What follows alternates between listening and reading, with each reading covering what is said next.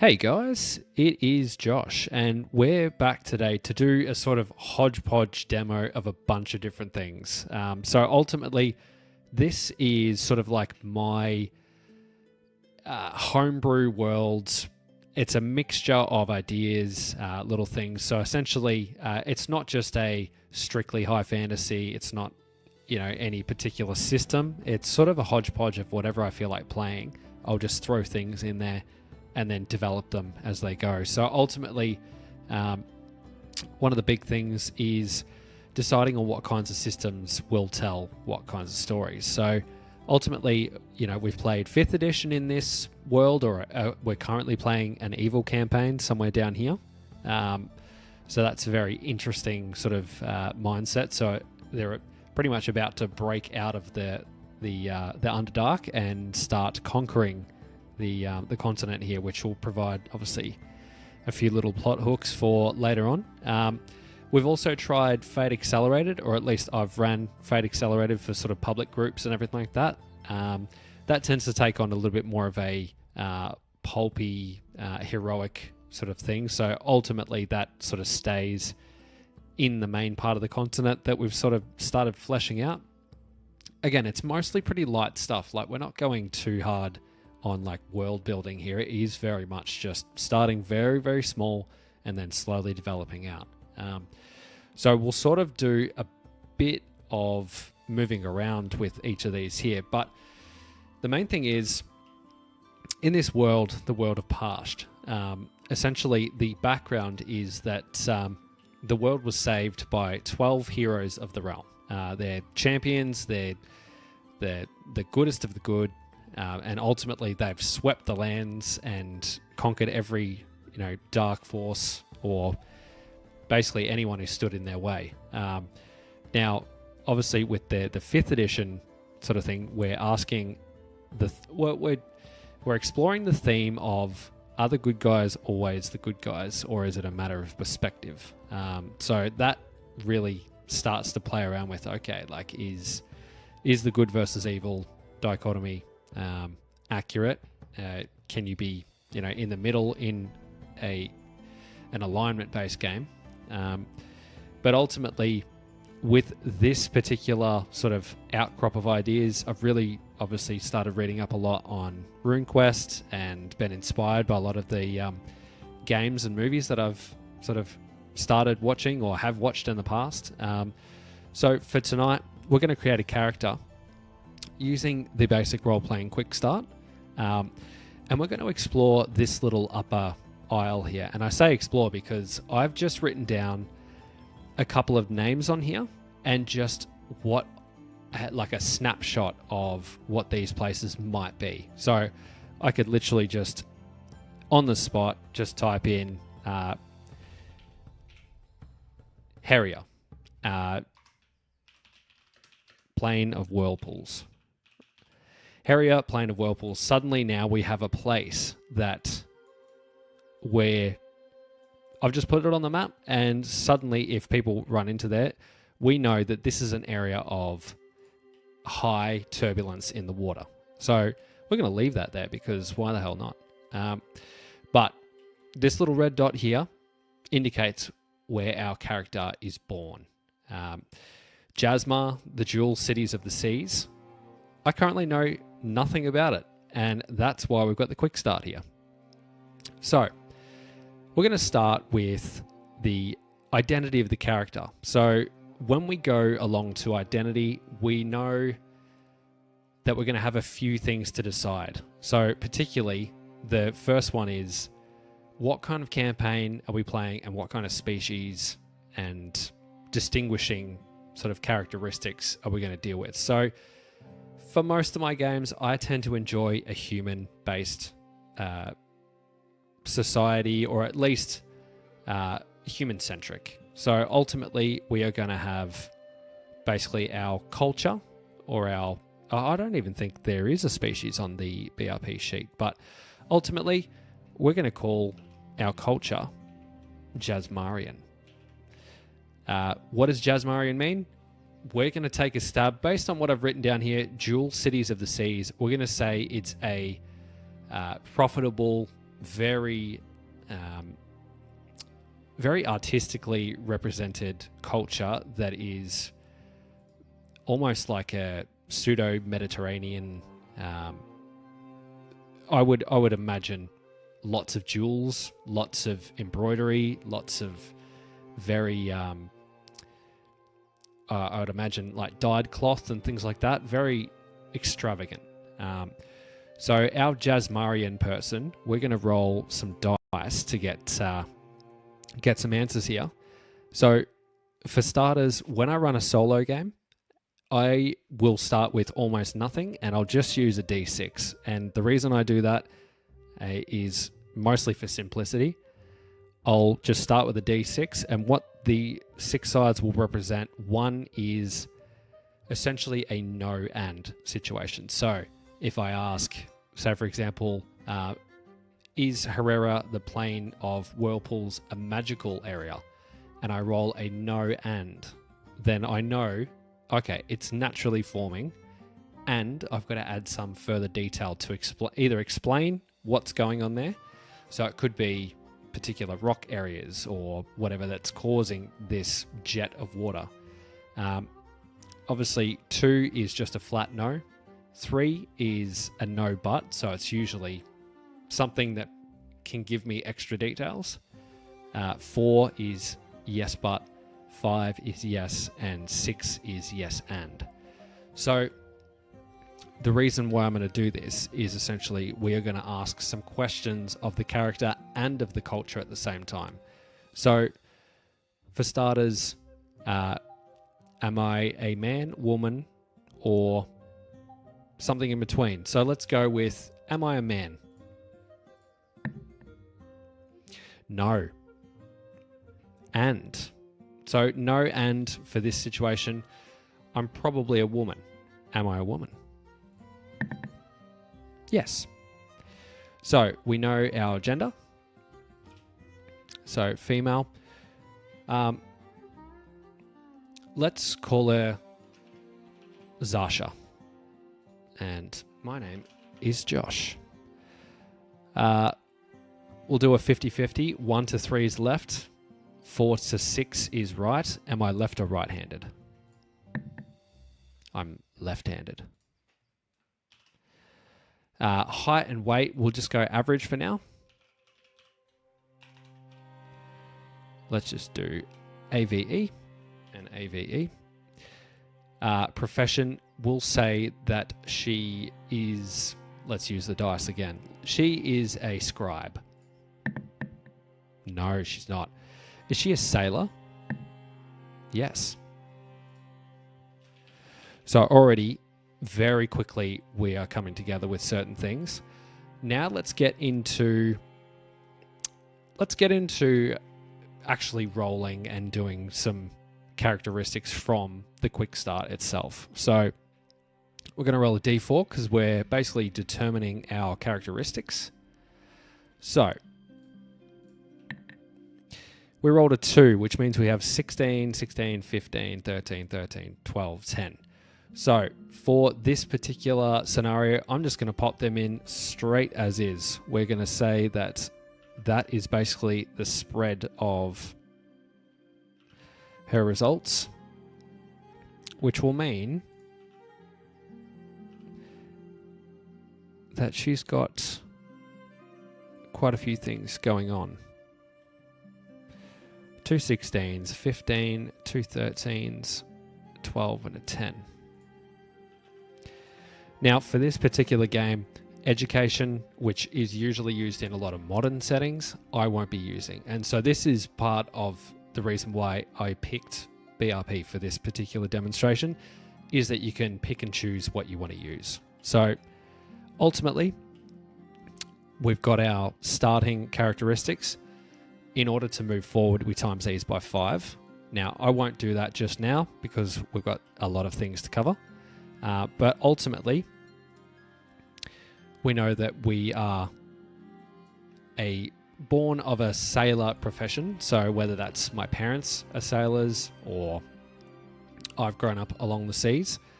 Does Zasha pray to the sea god? Yes.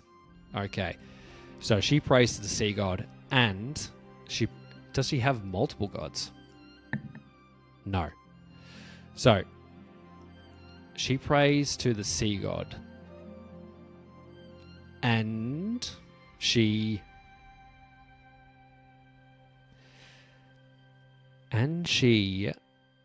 gives tribute. No. So no tribute, just praying. Is she a good sailor? Yes. All right. She's a really good sailor. Prays to the sea god. Let's say the sea god's name is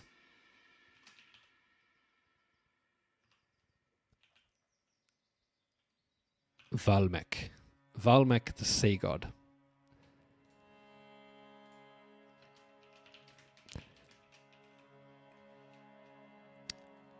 Is it a male or female sea god? Male. So Zasha, she, based on our characteristics that we've just got here, she's pretty strong. She's pretty resilient. She's quite tall. So generally speaking, 10 to 12 is about the average height for a human in the BRP system. So again, she's a little bit taller than the average Joe. Again, anything above a 10 or an 11 is generally pretty good. So she's got her wits about her. She's got a pretty prominent, I suppose, internal power or soul. She's not as quick as everyone else on deck, and she's not exactly the team leader. Now, in terms of when we scroll down for characteristics, we will have a set of derived characteristics, which is essentially pulled from the numbers that we've just got on there. So ultimately, once we go to our hit points, so Constitution plus our size gives us essentially a master hit point value that usually you divide by 2. But in this case, again, one of the options that's great in books like this is that you can have a more sort of pulpy game where you have double the amount of hit points, gives you a lot more chance to absorb hits and make decisions rather than sort of going down in 1 or 2 hits. So for this particular game, just based on what I'm feeling is necessary for the tone of the game, I'm going to decide that we're doing the total hit point value, which can be found in the basic role-playing universal game engine, not the Quickstart. So essentially, we have got here 31 for our total hit points here. So we can either mark it. Again, I generally personally like to mark it in this one here. Usually I have a custom sheet, but this one's just the form fillable one. Now, major wounds should be listed on here, but essentially they're half your total hit points here. So we're looking at 16 for this one. We probably won't explore that in this particular video, but ultimately it is there. Now, most human characters will have a movement speed of 10. This is just stock standard. Now, I believe when you start as a beginning character, generally it's recommended to have them start relatively young. So I believe out of the core books, it is 17 plus 1d6. So we'll just roll that up. So again, we're looking, yeah, pretty good. So 23.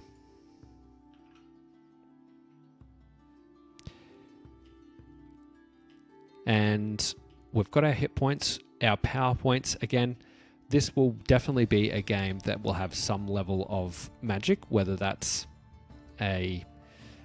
something to do with more of the Runequest style where it comes from your gods, or if it's something that's more elemental. So perhaps maybe this answers the question why Zasha doesn't pay tribute to Valmek. So Valmek might just be the sort of archetype that represents the seas, but there's actually forces outside of that. So there must be some other reason. Perhaps maybe in this setting, the gods are essentially reflections of the soul, as opposed to entities that control the world. So again, that could be something that we throw in there, could not. Now we're going to move down to obviously the skills list. Now we talked about Zasha being a sailor. Since she's a young sailor, we're probably going to, again, we rolled our sort of check to see whether she was a good sailor or not. So obviously that was pretty important. So we will go down to, essentially, there will be a list of skills here to give base characteristics to. But as we go further down, we will have a professional list. Now, this is a bit different to what you find in the Universal Game Engine. Most D100 games, you'll be very particular with where you spend your points. The Quickstart is designed to get you playing as soon as possible, which is one of the reasons why I picked it just for this particular video. So ultimately, a profession in this game, you get a list of 10 skills in your profession. And for this particular one, you'll pick 3 of those 10 skills, increase them by plus 50, and the 6 skills in that group of 10 by 25%. So again, we'll have a look through here, professions and professional skills. So we can see here already, we should have a sailor. Now, I'm going to go through here and essentially select. So in terms of the kinds of ships that we're sailing here, they are very Bronze Age, very low, not quite longboat, but we're going to say that Zasha is going to have, I would probably say, grapple. Where are we? We'll go, again, we've identified she is a really good sailor. Probably not a leader, so she's definitely one of the people who is going to be doing the sailing, but probably not as much directing. Or if she does direct, maybe it's a little bit more aggressive. So let's find out. Is she an intimidating? Is she a captain? No, she's not a captain. Is she intimidating to talk to? Yes. She's very intimidating to talk to. So that might play into our hand here a little bit. So we know, again, she's a very talented sailor. So already we're going to put plus 50% into, where are we? Plus 50% into pilot boat. So we know that we can put that there. Boat. And again, these will just be rough values for where I spend my points. So 50% into that one there, and then we'll total them in the next session. So that's one of our 3 skills there. The next one we'll pick is, she's not great at commanding here. I'll probably say she would be a good navigator and probably a good swimmer. Is she a good swimmer? Yes. All right. So swimming and navigating, that's where we're going to put our points. So 50, and swim is over here. So 50 there. So that's our 3 points. Now, the next ones out of this list will be 25. So I think we'll go dodge is our 25. We'll go grapple, which should be down here. And where's the other one? So that's dodge, grapple. I think we're going to go with craft for this one. We'll go climb. So climb will be in physical skills, 25. Craft is usually over here. So with craft can be quite open. I would imagine we would probably do something. I'll just probably go with either ropes. I think maybe let's go ropes for 25, and let's go. We'll just do lumber or woodwork. Because again, you got to repair things on a boat. So she's handy enough with tying ropes and obviously working lumber, having to repair things, you know, fix knots in the floorboards, and you know, if timber breaks, she's got to be able to fix it. So that is, what's that? That's 5 of the 6 skills. So we've got one more. So now we'll go back to our list, and we've got climb, we've got craft, we've got dodge. We have got the rest of them, and let's pick. Oh, can she speak another language? No. What about? Oh, hang on. We have repair structural. Okay, so let's do repair structural because that's more in line with what we're talking about. So the lumber woodwork will just be for making things, and repair structural will be for fixing things. Now, the last part of professions is personal skills. So it says for each point of intelligence, which we have 13, your character can add 10% to any skill. So you can choose the same skill multiple times. So I think, like we said before, she's really good at boating. So I think we're going to put, out of the 13, we're going to put, I think, where are we? No skill can start at a chance above 75. So really, we can put two of those intelligence points there. So she's a 71 in boating. We'll put 2 into nav. What do we got? That's 60. So we can put 1 there, because the base skill will take it up to 70. So that's down to 10 there. And now we need to talk about, is she skilled with the blade? No, she's not. Does she prefer another weapon? Yes, but she doesn't like fighting. Okay, so she doesn't really like fighting. So we'll probably put her down with, let's maybe go, well, we said that she enjoys, or at least is making stuff out of timber. Maybe she likes an axe. Yes. We'll say yes, but it is not made for combat. All right. It's pretty sharp. So let's put some points into our structural and our woodwork to reflect that. So let's go, we'll go 2 points into here to bump that up, and 2 points into our structural.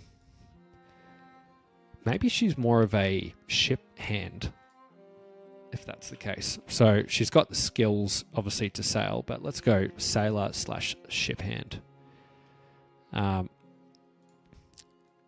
Maybe she wields a hammer. No. Okay. Dice are against me. All right. So it sounds like she has an axe for a weapon. We'll just go hand axe. And we'll put, I think the base skills for a hand axe should be up around here somewhere. If we go to, where are we? There's usually a nice little bit of, there'll be something around. Melee weapon. Again, it's usually around the 20% mark or 15%, but ultimately we'll put maybe 2 points into that.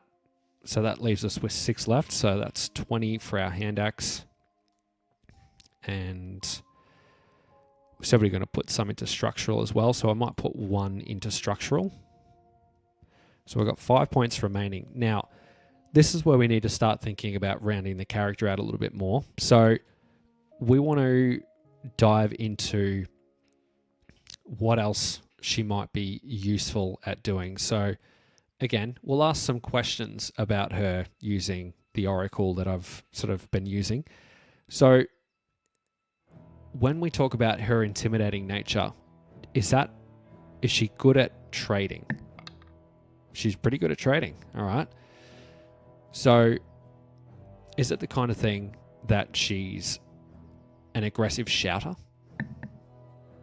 Yes, but is it more focused at a certain person? Yes. All right. So let's put 3 points into bargain. Let's put 4. That will leave us with 1 point. So 1 point there. So that'll take us up to 40 points in bargain, and we'll go with Persuade is going to get 10 points. So that rounds out all of our final personal points there. And then equipment, we're obviously going to go with a set of clothing. So again, got our hand axe there, so we can pop that in a little bit later. Our equipment should be able to go somewhere in here. Again, sometimes the base character sheet can be lacking in terms of certain things, but it's designed, BRP is designed to be modular. So it really is, this is just sort of a collection of things that you may use, but ultimately it encourages you to build upon and change things as you need. So again, going through the equipment that she'll need, she'll obviously have sailor's clothes.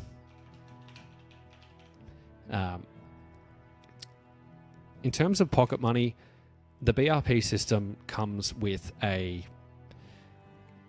essentially it's a wealth system. So rather than having concrete values, she'll basically have a wealth level that's assigned from character creation. And this is something that I think we'll probably use as well, because I've thought about this a long time. And I know Jason Durrell, who sort of had to compile a lot of these things, rather than having 50, 60 pages of equipment lists with stats and financial figures as well that are variable to no end. Why not just have a simple thing like a spear is cheap? Because throughout most time periods, particularly the ones that BRP is good at covering, most of those things, it's just a piece of wood and metal or some stone. So again, I think there should be a little wealth thing here. So I think, is she a poor sailor? No. So she's well off. Yes. All right. So when we look at the wealth levels, usually, I believe off the top of my head, she might just be average. So it's good enough. She's maybe got a home in Jazmar somewhere. Yep. Okay. So we can write lives in... Actually, is there a... No, we'll write it up here.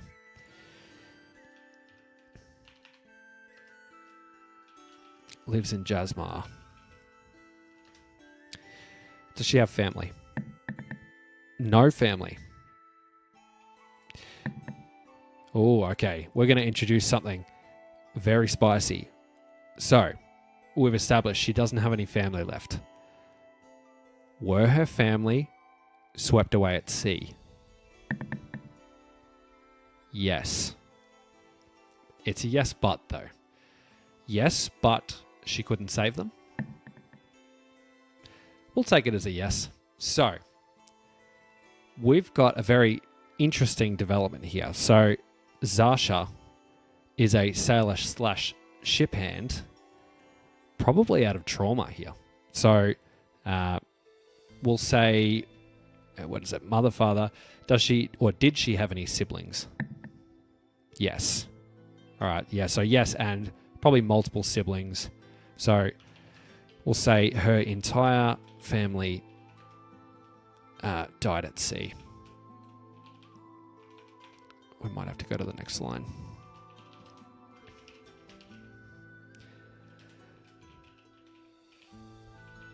We'll say, yeah, traumatized. Again, it'll be a situation where she's probably as good as what she does because of this. So again, she's pretty good at swimming, boating. So again, she's really, for better or worse, she is locked to the sea, just based on what's happened to her. Now, let's decide a few things. We've got some distinctive features going on. So, does she have long hair? No. So, short hair? No hair. Okay. So, what we'll do is we'll probably say, so she doesn't have long hair, doesn't have really short hair, she doesn't have no hair. So, that must mean she's got sort of like shoulder length hair. Is it brown hair? Yes. All right. So, brown, shoulder length hair. And we'll say, in terms of a distinctive feature, is it to do with her face? No. Let's say her physique. No, but maybe there's something to do with the way she speaks. Yes. All right. So it is a yes, but. So something to do with the way she speaks. Perhaps maybe she doesn't speak clearly. Yeah, we'll take that. Slight lisp, perhaps. Yep. Okay. Not very clear speech. Slight lisp. Okay, so Zasha. We'll say Zasha the Troubled. That seems like it might be appropriate. So, Zasha the Troubled, she's Jazmarian, whatever the hell that means. She's a sailor and a ship hand. She prays to Valmek the sea god, probably for a very sad reason. Her distinct features, she has brown shoulder length hair. She's not very clear speech. She's got a slight lisp, which might explain why. She's really good at bargaining, but she's not super great at persuading. She lives in Jazmar. Her entire family died at sea, and she's traumatized. She's aged 23. So again, this right here is pretty much enough to get started with BRP, apart from the remaining things on the equipment list. Essentially, there's got to be something in here, I reckon. What do we have? I don't think we even had 20% on the hand axe. I'll say that she probably doesn't have an axe in her inventory at the moment. It's probably something that she just uses on the job. Last but not least, I think we'll probably go a personal heirloom or trinket. Was there something her mother or father gave her before they died? Yes. All right. What's it going to be? We are going to say it's an amulet. Yep. All right. So, family amulet. Family is it... Let's introduce a bit of a swing here. Is it magical? Yes, but maybe the power's drained. No? Yes, but maybe Zasha doesn't realize it. Sweet. Okay, family amulet. Magical, but she doesn't realize it.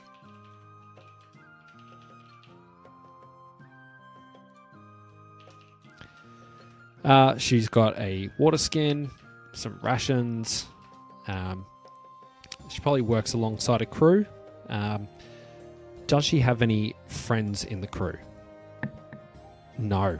No friends in the crew. So this is a pretty sad life. So hopefully we will get some additions to this, to the adventure here that we're going to set in Jazmar. But ultimately, this is pretty much a rounded version of what a typical character for the PRP Quickstart would look like, and ultimately gives us a good trajectory as to what kind of character and how to roleplay this particular character. So again, looks quite sparse here, but most of the time we should have everything set up as we need. Now, I think there was one last thing that I was missing. It is to do with languages. I believe it should be at the top somewhere.